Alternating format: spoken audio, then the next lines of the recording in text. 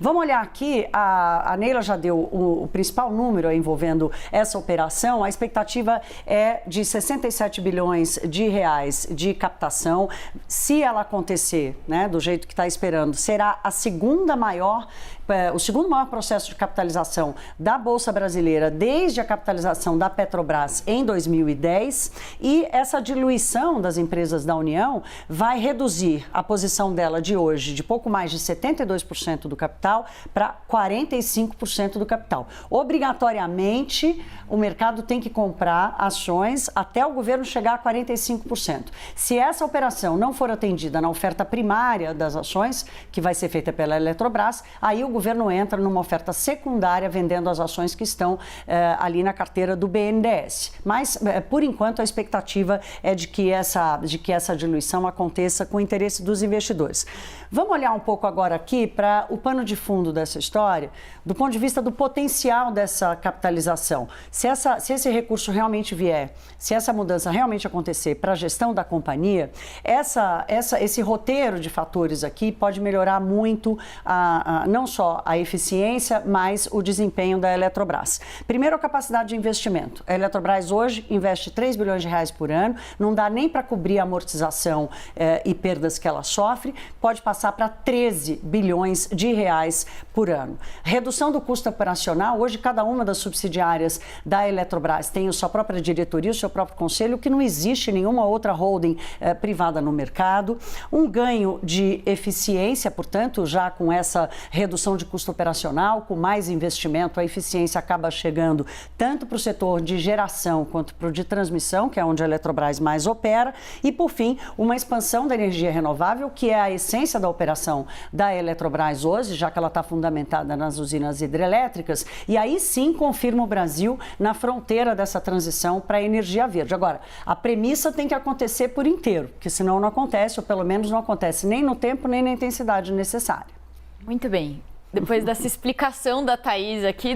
Deixei a bucha para você. Não, dá até para começar a entender um pouquinho do que está acontecendo com a Eletrobras, que é super complexo. A gente vai trazer também agora quais que são os riscos, então, dessa capitalização, porque ela envolve várias polêmicas. A gente vai tentar trazer aqui um panorama rapidamente. Então, o primeiro risco que os especialistas estão destacando, um risco de judicialização. Então, esse aval do TCU, ele não é o ponto final dessa história. Por quê? Eu estava conversando com o Bernardo Pedretti, que é advogado especialista em direito público do BRZ, o que ele disse que a oposição deve tentar entrar com liminares, inclusive deve usar os argumentos técnicos do ministro Vital do Rego justamente para fazer uma judicialização e atrasar o processo de capitalização da Eletrobras, levando esse processo o mais perto possível ali para o período de eleições, que daí pode trazer novos riscos para essa capitalização. Inviabiliza praticamente. Praticamente, né? Inviabiliza, a gente vai até tratar em detalhes sobre isso. Impacto na conta de luz, esse ponto aqui é talvez o mais importante de toda essa história. Então, o impacto, a expectativa é que haja uma queda nas contas de luz no curto prazo. Por quê? Com o dinheiro que vem da capitalização, cerca de 5 bilhões de reais vão para a conta de desenvolvimento energético, que é uma conta que acaba pesando hoje muito na conta dos consumidores. Então, com esses 5 bi que vão entrar da capitalização, isso alivia essa conta de desenvolvimento energético, alivia um pouco do custo para o consumidor. Então, eu falei também com o Luiz Augusto Barroso, da PSR, uma consultoria na área. Ele falou que com esse valor que vai para a CDE, há uma expectativa de uma queda de cerca de 2,5% nas contas de luz. Mas como há uma expectativa também de reajuste das tarifas em cerca de 20% para esse ano, no líquido, o impacto para o consumidor deve ser ainda de uma alta de 18%, mas uma alta um pouco menor do que era esperado. Mas esse ponto é muito importante. Deve subir o custo no médio e no longo prazo por causa dos chamados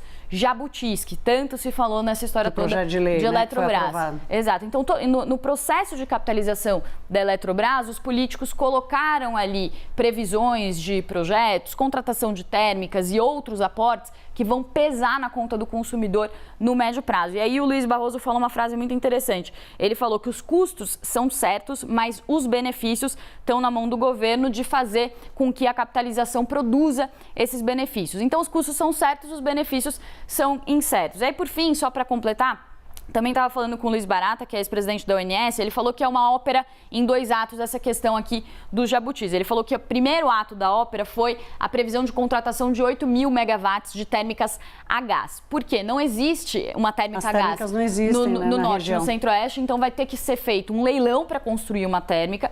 Depois da construção desse leilão vem o segundo ato da ópera, que vai ser fazer um gasoduto para levar essa energia para o Sudeste, já que no Norte e no Centro-Oeste não há demanda para essa energia. Então é uma ópera, um jabuti em 2 atos, uma ópera em 2 atos e que mostra, como ele falou comigo, e acho que o tom da nossa conversa, Thaís, eu resumiria assim, é uma capitalização com um tom político. Então foi uma capitalização feita pela política e não por técnicos. E é por isso que ela veio com todos esses jabutis no meio. Ela foi técnica até a chegada dos jabutis, né? Esse último ponto aqui, vou falar rapidamente, quem me chamou a atenção para ele foi a Helena Landau, que já foi presidente do Conselho da Eletrobras, uma superentendida do setor elétrico no Brasil, participou do processo de privatização dos anos 90. A questão da representatividade. Hoje a Eletrobras responde por 20% de todo o setor elétrico. 40% da transmissão e quase 30% da geração de energia. Isso aqui pode ser bom ou ruim. Se der certo, se a Eletrobras conseguir ganhar eficiência, se capitalizar e ter recurso para investir, o fato dela ser 20% do setor elétrico garante ao Brasil, por exemplo, a fronteira na transição para energia verde, para energia renovável. Se der errado, vira um risco e não mais uma potência da Eletrobras. Nós vamos falar mais sobre isso agora, do ponto de vista financeiro, do investidor, com o consultor financeiro Paulo Bittencourt, sobre esse processo da capitalização da Eletrobras. Paulo, bom dia, que bom, bem-vindo aqui ao CNN Money.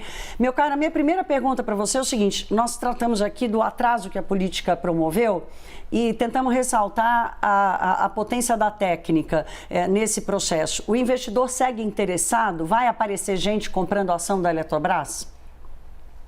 Olha, Thaís, bom dia, Priscila. Sim, vai aparecer um momento até no mundo em que a energia está sendo extremamente cobiçada, mas essa janela, como vocês afirmaram, é extremamente importante. Se isso for postergado, aí eu diria que pode comprometer o sucesso dessa privatização. Paulo, ontem você estava me falando que a Eletrobras ela está descontada, se você for olhar do ponto de vista técnico, né? Inclusive o preço-alvo que as corretoras, casas de análise colocam para ação está em R$ 54,00, ela está oscilando ali perto dos 40. Para o investidor que está olhando esse potencial, esse preço-alvo que as corretoras estão colocando, as casas de análise, mais essa informação que você até falou comigo ontem, que do ponto de vista técnico você pode dizer que a Eletrobras está descontada. Esse risco todo compensa ou não? Qual que é a tua opinião? Eu diria que compensa, porque seria mais ou menos como você acompanhar um IPO, por exemplo, onde você só tem a referência das análises, daquilo que foi colocado ali no chamado book building do IPO. Nesse caso, a gente tem, como vocês colocaram muito bem, todos os dados com a Eletrobras, o potencial, toda a abrangência dela. Então, eu diria que é uma espécie de IPO, um nível de risco muito menor. Essa empresa já existe, já é operacional. Se a gente pegar, por exemplo, no passado, empresas como as Centrais Elétricas do Maranhão, Centrais Elétricas do Pará, que simplesmente estavam com uma situação muito pior do que a Eletrobras hoje e que hoje se tornaram aí a empresa, por exemplo, a Equatorial Energia, vejam da onde saiu, empresas que foram adquiridas por R$1 e realmente se tornaram uma empresa bastante viável. Eu acredito realmente que a Eletrobras, uma vez privatizada, é muito mais viável do que a situação, como vocês colocaram, de uma incapacidade de investimento. Havendo investimento, uma boa gestão, o potencial dessa ação é muito grande.